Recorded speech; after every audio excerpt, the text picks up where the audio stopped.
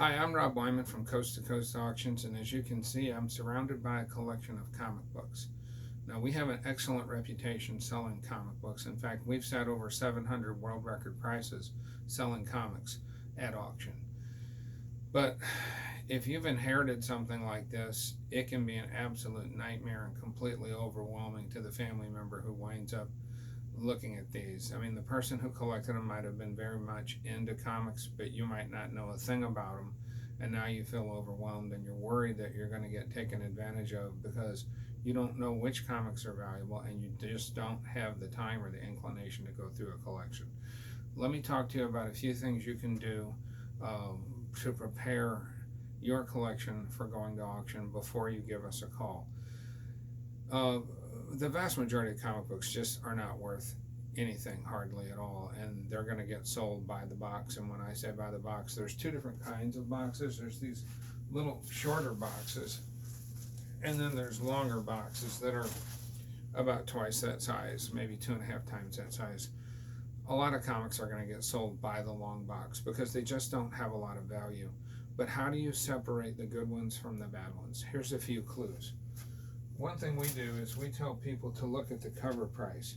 Now, it isn't necessarily always readily apparent what title you've got, but everybody can look and see the cover price. In this case, this is a 15-cent comic. The lower that number is, the higher the chances are that you're dealing with a book of some value. You get back in time and you might see books that are 10, 12 cents, 15 cents, 20 cents. Nowadays, you might find prices up to $5, but the chances of that $5 comic having any value, even being worth what the price is on the cover, are slim and none. There's just a very, very small subset of comics that are modern that are valuable. And in those cases, when I say valuable, you might be looking at 20s or 30s or 40s of dollars. In some cases, you might find a first appearance of someone that, like Wolverine or Miss Marvel, that might be worth more, but the vast majority are not valuable. So the first thing you're going to want to do is look at those cover prices. And in comic books, there are certain types of comics that tend to have more value. Superheroes, soldiers, horror, and romance, in that order, typically.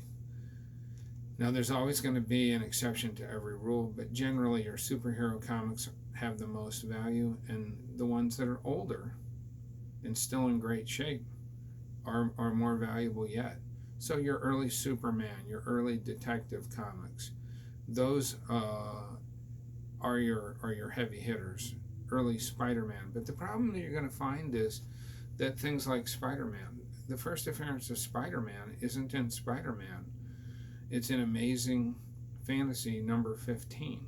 So it's sort of like, I tell people, like looking at TV shows. You know, the first appearance of Frasier isn't going to be in Frasier. It's going to be back in Cheers, in a certain episode of Cheers.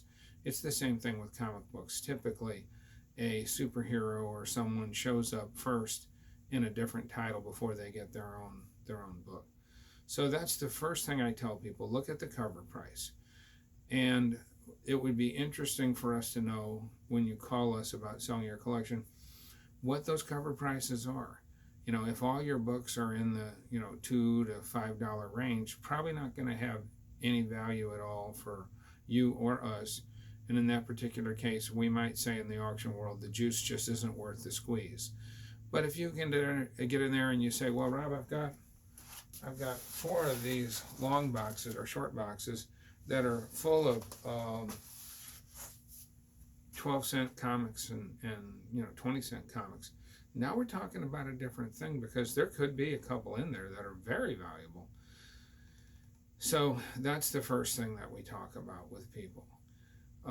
I'm going to put up another video later to explain a little bit more, but the cover price is the number one indicator of value in a comic. And you don't have to be a comic book expert to be able to see how much did this comic book sell for originally. Look at the cover price. And if you're interested in this video and it brought you some value, please go down here and click like or subscribe. And there's another little notification over here that says a bell. That bell will give you a notification anytime that I post a new video. So if I brought some value to you, please like, subscribe, and click notifications. I'll see you in the next video.